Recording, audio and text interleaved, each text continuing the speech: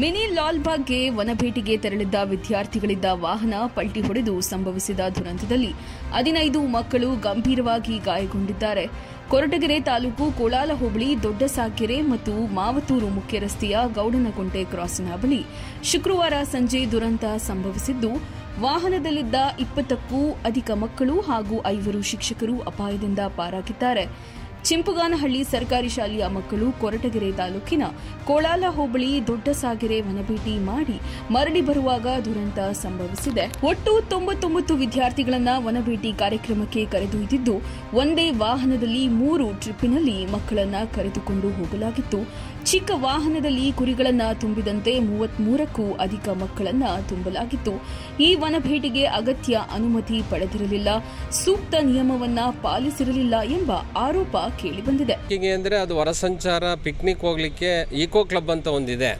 ಅದು ಸ್ಥಳೀಯವಾಗಿ ಅನುಭವಾತ್ಮಕ ಕಲಿಕೆ ಅಂತಕ್ಕಂಥದ್ದೇನಿದೆ ಅದನ್ನು ಮಕ್ಕಳಿಗೆ ಫೀಲ್ಡಲ್ಲಿ ದೊರಕಿಸ್ಕೊಡ್ಲಿಕ್ಕಾಗಿ ಅವಕಾಶ ಇದೆ.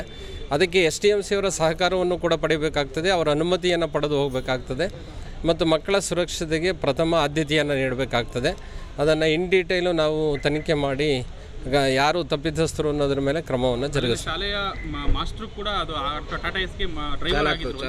ಇಲ್ಲ, ನನಗಿನ್ನೂ ಅದು ಮಾಹಿತಿ ಬಂದಿಲ್ಲ. ಗಾಡಿ ಹೊಡೆದಿಲ್ಲ ಸರ್, ಗಾಡಿದು ಗಾಡಿ ಇಲ್ಲ, ಅದು ಮಾಸ್ಟರ್ನೂ ಸಿಕ್ಕಿಲ್ಲ ಅವರು ನನಗೆ.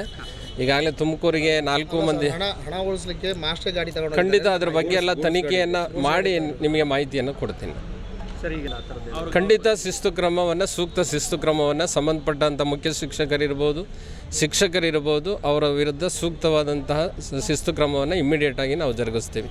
ಈ ದಿನ ಕೊರಟಗೆರೆ ತಾಲೂಕು ಒಳವನಹಳ್ಳಿ ಹೋಬಳಿ ಚಿಂಪುಗಾನಹಳ್ಳಿ ಹಿರಿಯ ಪ್ರಾಥಮಿಕ ಶಾಲೆಯ ಮಕ್ಕಳು ಸುಮಾರು 99 ಮಕ್ಕಳನ್ನು ಶಾಲೆಯ ಶಿಕ್ಷಕರು ನಮ್ಮ ಒಳವನಹಳ್ಳಿ ಹೋಬಳಿಯಲ್ಲಿರ್ತಕ್ಕಂಥ ದೊಡ್ಡಸಾಗರೆ ಹಾರ್ಟಿಕಲ್ಚರ್ ಫಾರ್ಮ್ಗೆ ಪಿಕ್ನಿಕ್ ರೂಪದಲ್ಲಿ ಕರ್ಕೊಂಡು ಹೋಗಿ ಅಲ್ಲಿಂದ ಬರಬೇಕಾದ್ರೆ ಏನು ಸದರಿ ಆಟೋ ಏನು ಟಾಟಾ ಏಸ್ ಗಾಡಿ ಪಲ್ಟಿಯಾಗಿರುತ್ತೆ. ಅದರಿಂದ ಸುಮಾರು ಒಂದು 5-6 ಮಕ್ಕಳಿಗೆ ಗಾಯಗಳಾಗಿದ್ದಾವೆ.